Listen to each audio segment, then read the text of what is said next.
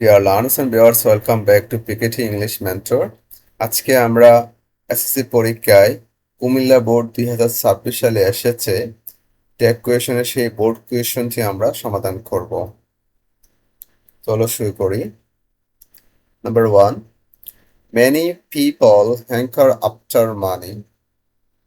Many people hanker after money.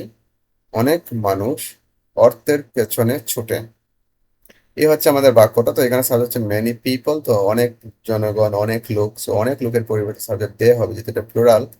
আর hanker এটা হচ্ছে verb, তো এখানে বি ওয়ানে দেওয়া আছে। তো যেহেতু বি ওয়ানে বাক্যটা প্রেজেন্ট ইন্ডিপেন্ডেন্ট টেন্সে আছে, প্রেজেন্ট ইন্ডিপেন্ডেন্ট থাকলে আমাদেরকে ডু বা ডাজ দিয়ে কোশ্চেন করতে হয়। যেহেতু সাবজেক্ট আমাদের এখানে দে হয়ে গেছে, দেওয়ার সাথে ডাজ হয় না, ডু হয়, ডু দিয়েই করতে হবে। সো এখানে ডু দিয়ে করতে হবে।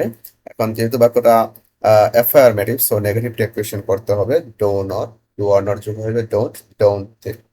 Many people hanker after money, don't they. অনেক লোক টাকার পিছনে ছুটে, তাই না? অনেক লোক টাকার পিছনে ছুটে, তাই না? Number 2, but money is not as valuable as morality.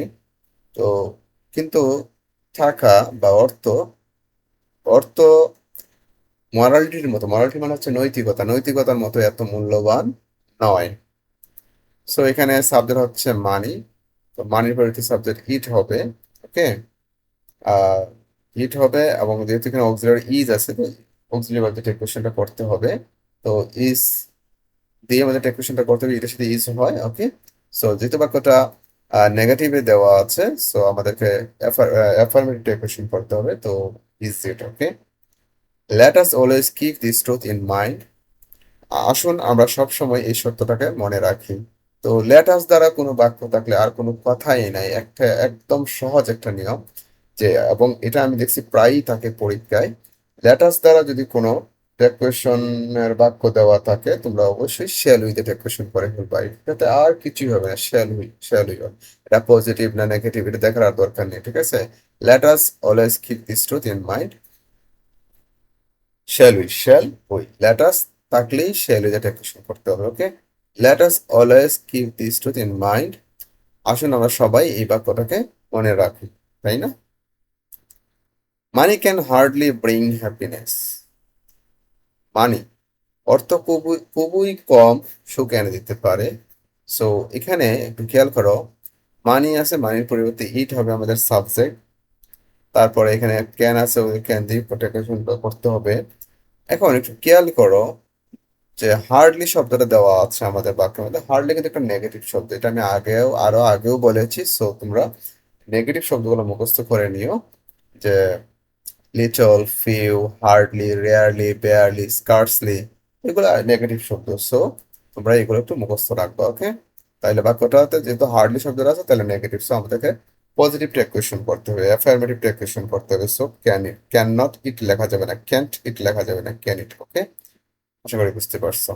তারপর number 5, so we should never have greed for মানি। তাই বা সুতরাং আমাদের উচিত না কখনোই অর্থের প্রতি লোভ করা। ওকে, সো এখন কেন সাবজেক্ট হচ্ছে উই, উই থেকে উই হবে, যেহেতু ব্যাপারটা নেগেটিভ আছে, এবং আমাদের ওইগুলো সুর দিয়ে ডেকোরেশন করতে হবে।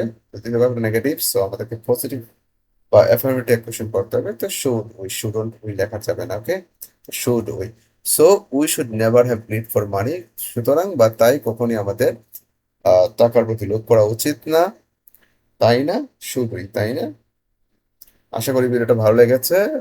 ভিডিওটা ভালো লাগলে অবশ্যই লাইক, কমেন্ট, সাবস্ক্রাইব করবা। আর তোমার ঘরে যদি কোনো স্টুডেন্ট থাকে, তাকেও শেয়ার করো। ওকে, আর তোমাদের কোনো প্রবলেম থাকলে অবশ্যই জানাবা কমেন্ট করে। ওকে, ভালো থাকো।